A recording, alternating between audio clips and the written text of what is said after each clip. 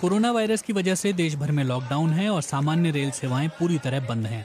लेकिन इस बीच तेलंगाना से झारखंड के बीच एक विशेष रेलगाड़ी चलाई गई।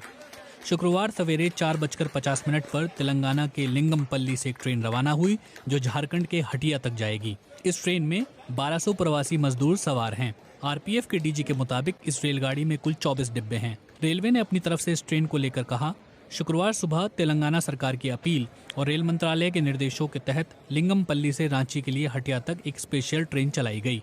इसके लिए सभी तरह की जरूरी सावधानियां बरती गईं, जैसे यात्रियों की पहले स्क्रीनिंग की गई, स्टेशन और ट्रेन पर सोशल डिस्टेंसिंग का ख्याल रखा गया। इस तरह की ये पहली स्पेशल ट्रेन है और आगे इस तरह की ट्रेन चलाने की योजना रेल मंत्रालय के निर्देशों के आधार पर ही बनाई जाएगी। साथ ही जहां से ट्रेन निकलेगी और जहां पहुंचेगी उन राज्यों की अपील पर भी ये निर्भर करेगा।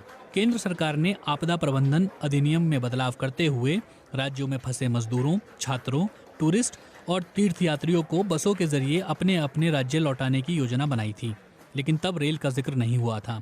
ऐसे में सवाल उठा कि 1-2 दिन में अचानक क्या बदल गया। दरअसल गृह मंत्रालय के आदेश के तुरंत बाद झारखंड के मुख्यमंत्री हेमंत सोरेन ने प्रेस वार्ता में साफ किया था कि हर राज्य में फंसे मजदूरों, छात्रों, टूरिस्ट और तीर्थयात्रियों को अकेले लाने में उनका राज्य सक्षम नहीं है। उनके पास सीमित संसाधन हैं और ट्रांसपोर्ट कॉरपोरेशन भी नहीं है। अगर हम कहीं से व्यवस्था भी करते हैं तो हमें अपने मजदूरों को लाने में 6 महीने का वक्त लग जाएगा। इस समस्या को लेकर हेमंत सोरेन ने रेल मंत्री पीयूष गोयल से बात की थी और इसकी जानकारी ट्विटर पर भी दी। फिलहाल इस पर रेल मंत्रालय विचार विमर्श कर रहा है कि क्या तेलंगाना और झारखंड की तरह दूसरे राज्यों के बीच भी ट्रेन चलाई जानी चाहिए। अब सवाल ये उठता है कि 1200 लोगों को एक साथ लेकर चलने वाली ट्रेन में सोशल डिस्टेंसिंग का इंतजाम कैसे किया जाएगा। दरअसल ये पूरी ट्रेन 24 कोच की स्लीपर ट्रेन है। वैसे हर कोच में 72 लोगों के बैठने की व्यवस्था होती है, लेकिन इस स्पेशल ट्रेन में एक कोच में सिर्फ 50 लोगों को बैठाकर ले जाया जा रहा है। ट्रेन की शुरुआती तस्वीरें समाचार एजेंसी ANI ने भेजी हैं, जिसके मुताबिक ट्रेन के डिब्बों में